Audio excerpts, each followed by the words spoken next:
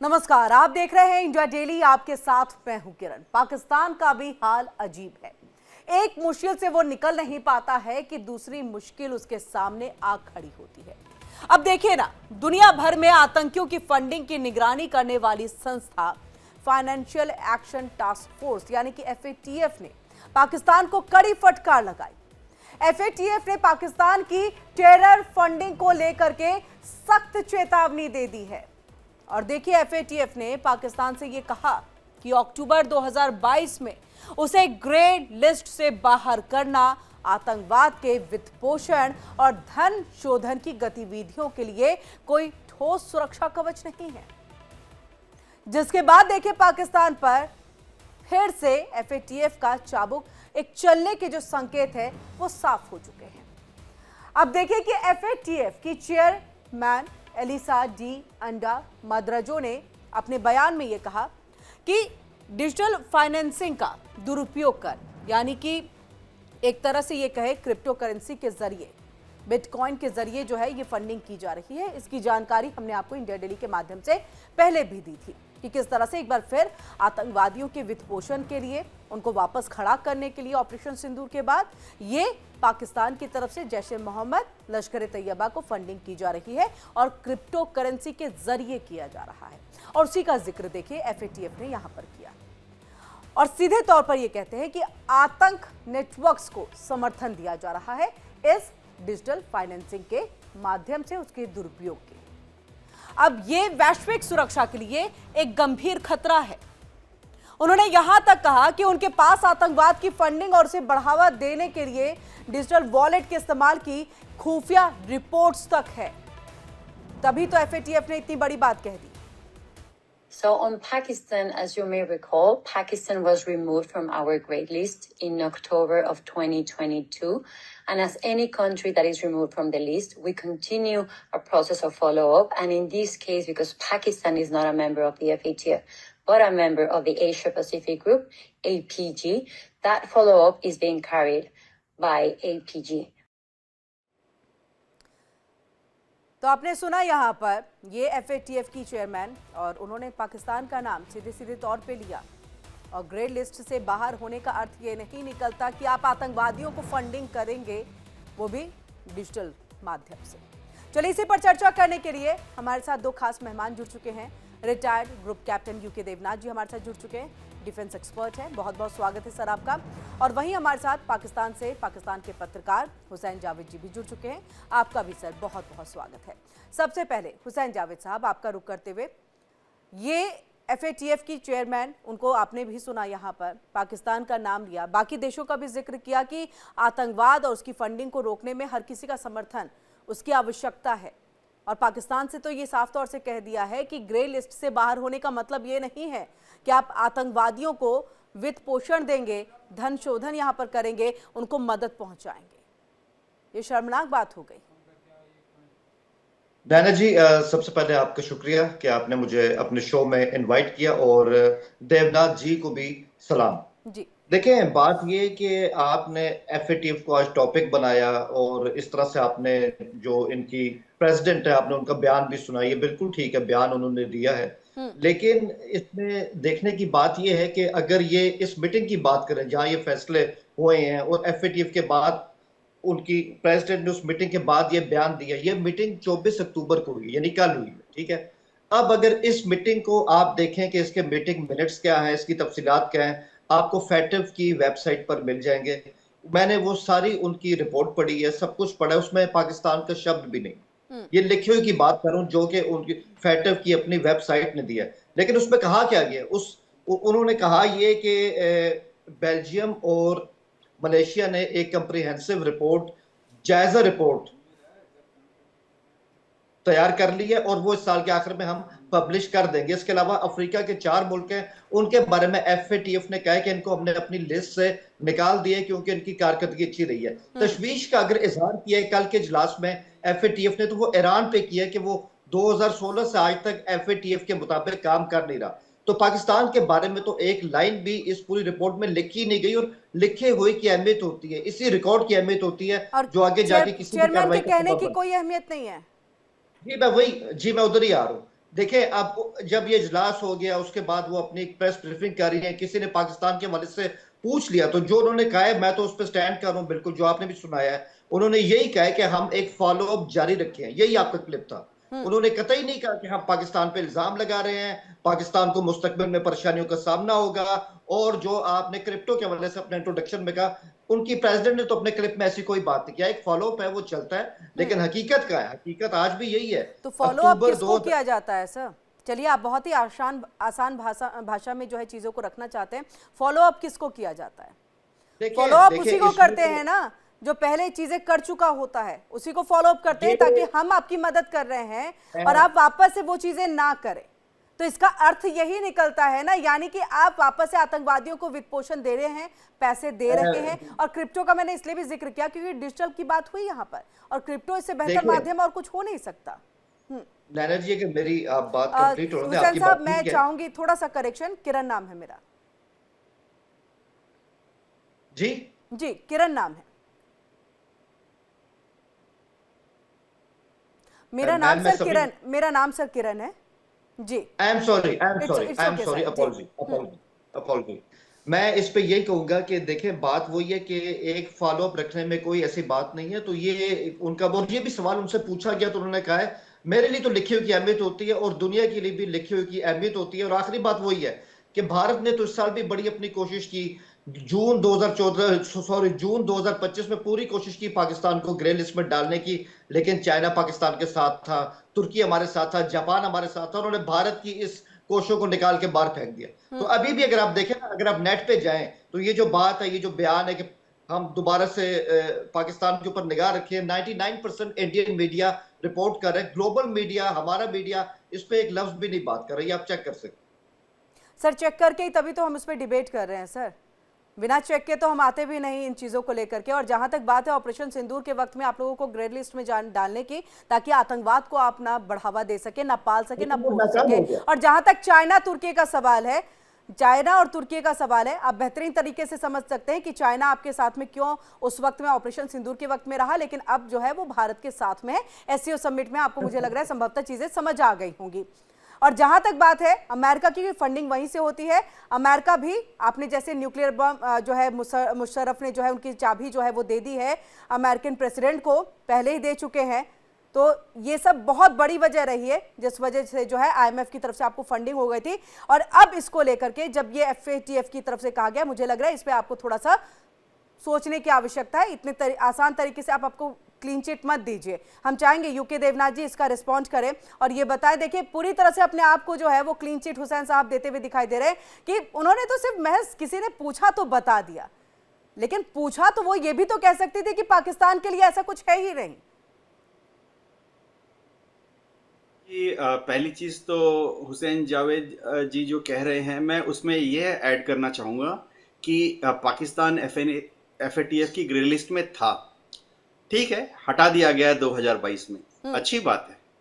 मैं तो चाहता हूं कि पाकिस्तान लगातार इस तरह की कार्रवाइयां करें और इस तरह के सबूत दे कि एफएटीएफ के ग्रे लिस्ट में कभी ना आए। क्योंकि अगर पाकिस्तान के ऊपर नजर रखी जाती है तो पाकिस्तान को जवाब देना पड़ेगा, और जवाब अगर सेटिस्फैक्ट्री होते हैं, 38 देशों के मेंबरान होते हैं, पाकिस्तान का जवाब अगर सेटिस्फैक्ट्री होता है तो पाकिस्तान को ग्रे लिस्ट से बाहर रखा जाएगा।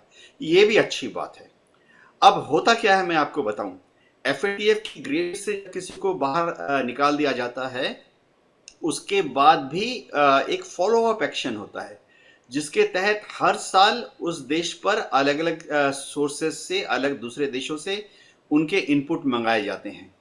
तो मैं एग्जांपल देता हूं, शायद भारत या कोई दूसरा देश एफएटीएफ में जाकर ये रिप्रेजेंट कर सकता है कि ये है सबूत, ये सबूत प्रूव करते हैं कि पाकिस्तान अभी भी कुछ शरारती कामों को अंजाम दे रहा है। उसके बाद भारत ने जो सबूत रखा है उसके आधार पर एफएटीएफ के जो मेंबर कंट्री हैं उस पर डेलिब्रेशन करते हैं। हुसैन जावेद जी ने सही कहा है कि इन मीटिंग्स में अक्सर कुछ देश ऐसे हैं वो हमेशा पाकिस्तान की तरफ झुके रहते हैं, पाकिस्तान को क्लियर चिट देते हैं। चीन का तो नाम ले ही लेते हैं। तो ये पूरा जो प्रोसेस है ये भारत के फेवर में कैसे जाता है और पाकिस्तान के फेवर में भी कैसे जाता है, मैं दर्शकों को बताना चाहता हूँ। पहली चीज तो है कि जब पाकिस्तान ये प्रूफ देने की कोशिश करता है, यानी काउंटर प्रूफ देता है कि वो कोई शरारती कार्रवाई नहीं कर रहे हैं, तो वाकई उनको कुछ तो कोशिश करनी पड़ती है कि अपनी शरारती कार्रवाइयों को या तो छुपा लें या कम कर दें या बंद कर दें। भारत के लिए ये अच्छी बात होती है। दूसरी, अगर पाकिस्तान इस तरह के प्रूफ देने में कामयाब हो जाता है कि वो कोई शरारती काम नहीं कर रहे हैं, मैं फॉलो अप एक्शन की बात कर रहा हूं, तो पाकिस्तान के लिए भी अच्छा है। मैं तो हुसैन जावेद जी को मुबारकबाद देता हूं कि पाकिस्तान ने अगर कन्विंस कर दिया, सही तरीके से सही प्रूफ दे के कन्विंस कर दिया कि वो कोई शरारती काम नहीं कर रहे हैं, तो पाकिस्तान के लिए भी ये अच्छा है। पाकिस्तान को अपनी डेवलपमेंट के लिए फंडिंग चाहिए। जाहिर बात है, दुनिया के सारे देश फंडिंग मांगते हैं। पाकिस्तान फंडिंग करता है IMF से, वर्ल्ड बैंक से, ADB से।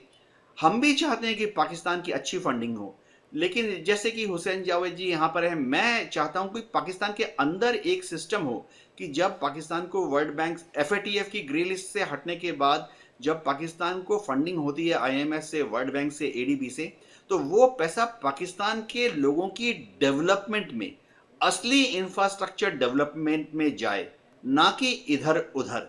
इस तरह का एक ऑडिट वर्ल्ड बैंक को करना पड़ता है, इस तरह का एक ऑडिट IMF को करना पड़ता है। अब मैं बताता हूं, वर्ल्ड बैंक की जो लास्ट रिपोर्ट आई थी उसमें उन्होंने कहा कि पाकिस्तान में जो कंपिटेंट फाइनेंशियल अथॉरिटी है, यानी उस फाइनेंस को जो कंट्रोल करने वाले हैं, कंपिटेंट फाइनेंशियल अथॉरिटी, वो वर्ल्ड बैंक और IMF की फंडिंग का एंड यूज सर्टिफिकेट नहीं दे पाए। यानी वो पैसा समझिए $1 बिलियन आया, तो जाहिर बात है वो कहीं पर लगाया गया, खर्च किया गया, तो वो लास्ट में किसके पास गया और उसने क्या काम किया, इसे कहते हैं एंड यूज सर्टिफिकेट। जो हम में से फाइनेंस में थोड़ा बहुत डील कर चुके हैं, हमें मालूम है। तो last year Pakistan and use certificate नहीं दे पाया था। तो मैं उम्मीद करता हूं कि इस साल पाकिस्तान की जो सरकार है, यानी सर आप ये कह रहे हैं कि अगर दोबारा से किसी भी तरह की शंका होती है, ग्रे लिस्ट में आ जाते हैं, तो जो आपने ये एंड यूज सर्टिफिकेट की बात की है वो नहीं दे पाएंगे। इसका फिर असर क्या होगा? हाँ किरण जी, क्या होता है कि जैसे बैंक में हम सबकी एक रेटिंग होती है, क्रिसिल रेटिंग बैंक में होता है, सिविल आपका स्कोर नाम देखते हैं सर, बाकी अदर रेटिंग्स भी होंगी। पृष्ठभूमि देख लेते हैं और फिर या तो मुस्कुराते हुए आपको 1 करोड़ का लोन देते हैं या सिर्फ 20 लाख का लोन देते हैं। तो पाकिस्तान अगर FATF की ग्रे लिस्ट में ऐड हो जाता है, या अभी जैसे फिलहाल FATF की ग्रे लिस्ट में नहीं है, तो एंड यूज सर्टिफिकेट अगर नहीं दे पाएगा, तो नेक्स्ट लोन के लिए पाकिस्तान जब अप्लाई करेगा IMF से, वर्ल्ड बैंक से, तो नेक्स्ट लोन में अप्रूव होने के पहले पाकिस्तान के जो फाइनेंशियल एडवाइजर्स हैं उनको सामने बिठाकर ग्रिल किया जाता है कि आप पहले वाले लोन का ब्यौरा दीजिए, उसके बाद आपके अगले वाले लोन की दरखास्त पर बातचीत होगी। देखिए यहां पर भी क्या होता है कि आमतौर पे अमेरिका दबाव डालता है तो इनको लोन मिल जाता है, लेकिन मैं चाहता हूं कि अमेरिका के दबाव की जरूरत ही ना पड़े।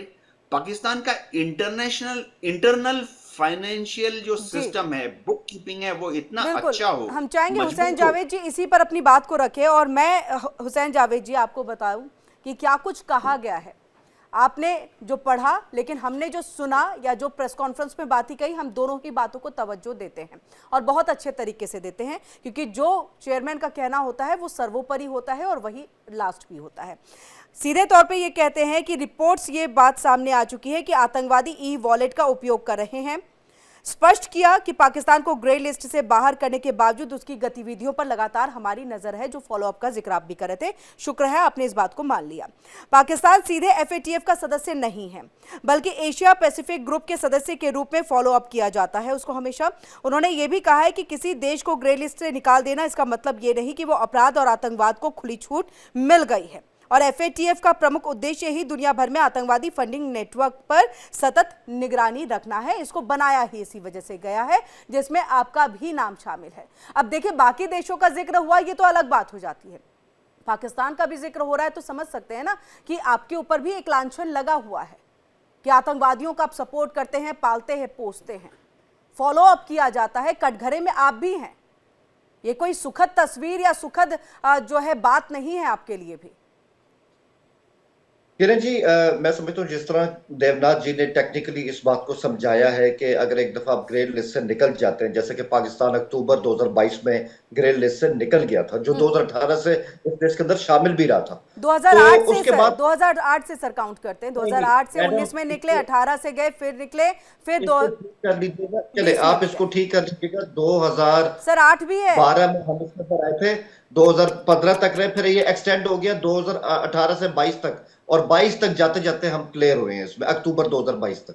और अब 3 साल हो गए हम इस लिस्ट का हिस्सा नहीं है, क्योंकि हमने 35 सिफारिशात पर अमल किया है जो कि हमें FATF की तरफ से दी गई थी। गवर्नमेंट ऑफ पाकिस्तान ने उनको प्रूव कर दिखाया कि हमने तमाम मार्क टेक कर दिए हैं, उसके बाद हम इस ग्रे लिस्ट से बाहर हो गए थे।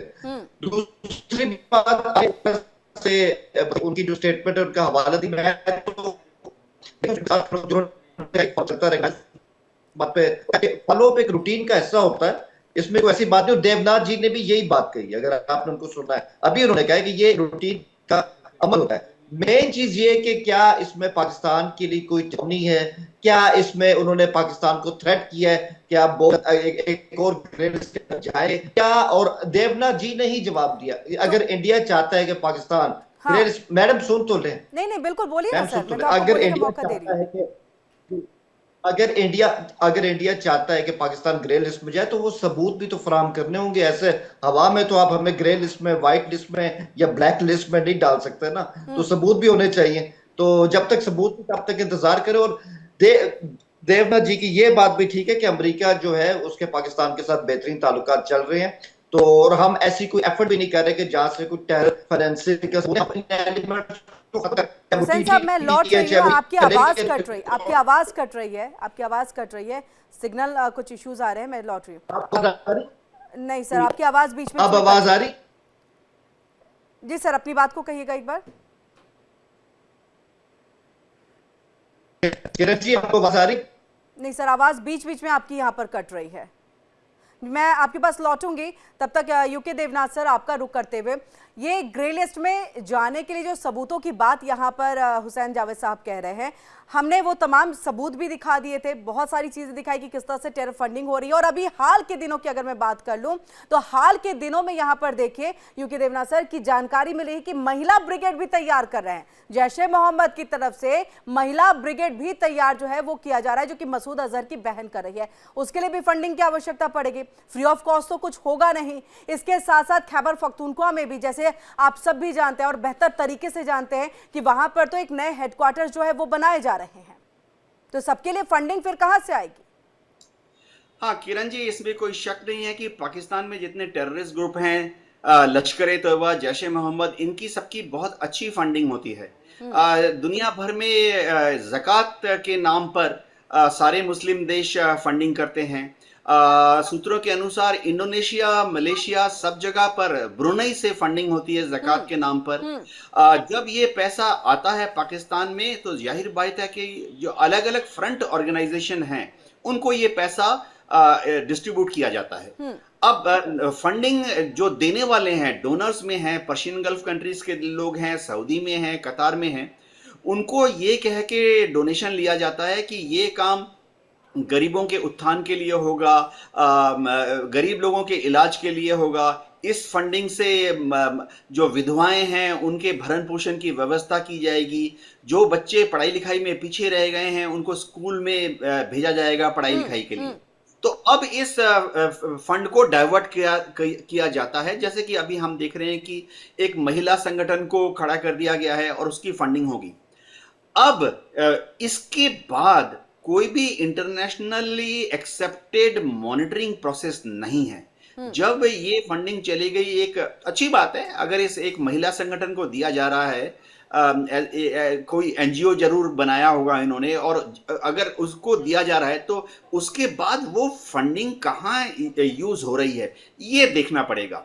और आमतौर पे क्या होता है कि दुनिया भर में इस तरह की फंडिंग जब दूर दराज के क्षेत्रों में की जाती है, खासतौर से वो पैसा अगर आतंकवादी संगठन के द्वारा होती है, तो इसका बहुत बड़ा पर्पस होता है ग्रास रूट लेवल पर ऐसे महिलाओं को या ऐसे लोगों को चिन्हित करना जिनको आप रिक्रूट कर सके, क्योंकि फिर आपको पता लग जाता है, सॉफ्ट इंटेलिजेंस होती है, आपको पता लग जाता है फलाने गांव में फलाने जो महिलाएं हैं वो बहुत एक्टिव हैं, फलाने गांव में फलानी जो महिला हैं वो थोड़ा इंटेलिजेंट भी है, फलाने गांव में फलानी महिला जो है वो अपना पॉइंट ऑफ व्यू रख सकती है। तो किसी भी डेवलपिंग कंट्रीज में ऐसी महिला को आइडेंटिफाई करना आपके लिए बहुत बड़ा एक इंटेलिजेंस का सोर्स काम करता है। उसके बाद आप उस महिला को या जो टारगेट है उसको आस्ते आस्ते सॉफ्टली अपनी तरफ, अपनी सोच की तरफ ले आते हो। मैं उम्मीद करता हूं कि पाकिस्तान इन महिला एनजीओज की जब फंडिंग करता है तो वाकई जेन्युइन वेलफेयर के लिए उस पैसे का इस्तेमाल होगा, ना कि इन महिलाओं का इस्तेमाल होगा वहां पर ग्रास रूट लेवल पर अपनी जो एक्सट्रीम रिलीजियस थिंकिंग है उसको स्प्रेड करने में। हुसैन साहब, अभी भी आपसे उम्मीदें हैं? देखिए यूके देवनाथ सर जिस तरह से बातों को कर रहे हैं, लग रहा है उम्मीदें अभी भी भारत की हैं कि शायद आने वाले दिनों में पाकिस्तान थोड़ा सुधर जाए आतंकवाद को और उसकी फंडिंग को लेकर के। जो बात मैंने अभी यूके देवनाथ सर से भी पूछी थी कि खैबर पख्तूनख्वा में फिर हेडक्वार्टर कैसे बन रहे हैं अगर फंडिंग नहीं हो रही है। सबूतों की बात, देखिए सबूत इकट्ठा करना ना हमारा भी काम नहीं है, ये तो आप जितने अच्छे तरीके से कर पाएंगे उससे बेहतर तरीके से और कोई और नहीं कर पाएगा। उसके बाद महिला ब्रिगेड को यहां पर खड़ा करना है, आतंकवादी अब महिलाएं जो है वो उसको संभालेंगी जो कि मसूद अजहर की बहन है। अब बताइए इन सब की फंडिंग कैसे होगी, कहां से होगी, क्या होगा? साफ आ रही है? जी आ रही है। ओके, देखिए जहां तक आपने मौलाना मसूद अजहर की बहन का जिक्र किया तो सही बात है। हमारे इल्म में तो ऐसी कोई बात नहीं कि कैसा कुछ संगठन खड़ा हो रहा है, ना ही हमारे मुल्क की हिस्ट्री में किसी दहशतगर्द जो तंजीम होती है उसमें खवातीन का कोई विंग इस तरह से खड़ा हो जाए और सामने आ जाए, ये हमने आज तक देखा नहीं है। तो कम से कम हमारे पास तो ऐसी कोई इतला नहीं है। दूसरी बात, आपने यही थोड़ा सा कहा आपको इंटरप्ट करते हुए सिर्फ बता दूं, पहले ये चीजें नहीं थी, अब जैशे मोहम्मद जो है इस तरह से महिलाओं को भी आगे लेकर के आ रहे हैं, आतंकवादी बना रहे हैं। ये खबर पक्की है, आप पता कर लीजिएगा सर, थोड़ा पत्रकारों की दुनिया में रहिए तो खबर भी पता चल जाएगी। आगे देश की बात कर लें, आप एलटी की बात कर लें, हम कई बार आपके शोज में और इंडियन मीडिया पे कह चुके हैं और ये तो ऑन रिकॉर्ड मौजूद है, इन तमाम तंजीमों को पाकिस्तान में बैन किया गया है, इनको मुकम्मल तौर पे बैन किया गया है। आप इसमें हाफिज सईद की बात करेंगे, मैं उसका जवाब भी ये दे सकता हूँ कि वो तो पहले ही ऑलरेडी कैद में, उन पे तो केस चल रहा है, उनको तो सजा भी हो चुकी है। तो मुझे बताएं कौन आजाद? तो कोई भी नहीं फिर रहा, इनमें कोई आजादी आजाद है सर, सैफुल्लाह आजाद है, मसूद अजहर आजाद है, उसकी बहन जो अभी एक पूरा टीम संभालेगी वो आजाद है। अगर आप मुझे बात, सर देखिए आपने पूछा, मैंने जवाब दिया आपको, बस बोलिए सर। इसमें हमने अपने तौर पे हर लिहाज से क्रैकडाउन किए और आपने केपीके के कैंप्स का हवाला दिया, वहां ऑलरेडी हमारा एक ग्रैंड ऑपरेशन चल रहा है। लेकिन चूंकि टीटीपी जो है वो अवाम के अंदर जिम हो जाती है, उनके अंदर गुम हो जाती है, उनको आइडेंटिफाई करना मुश्किल हो जाता है और यही प्रॉब्लम हमें केपीके में आती रही। लेकिन ये कहना है कि हम केपीके में एक और इस तरह का जहाद का जो नेटवर्क है उसको हम इस तरह से फाइनेंस करें, मैं नहीं समझता ऐसी कोई बात है। हमारी पॉलिसी जीरो टॉलरेंस की है। अगर हमारे सर मैं जो सवाल पूछ रही थी, वक्त की कमी है, इस पे 30 सेकंड्स में आप जवाब दे दीजिएगा। खैबर पख्तूनख्वा में मैंने टीटीपी की बात नहीं की है, जैशे मोहम्मद के हेडक्वार्टर की बात की है जो नया वहां पर बन रहा है। 30 सेकंड में सर।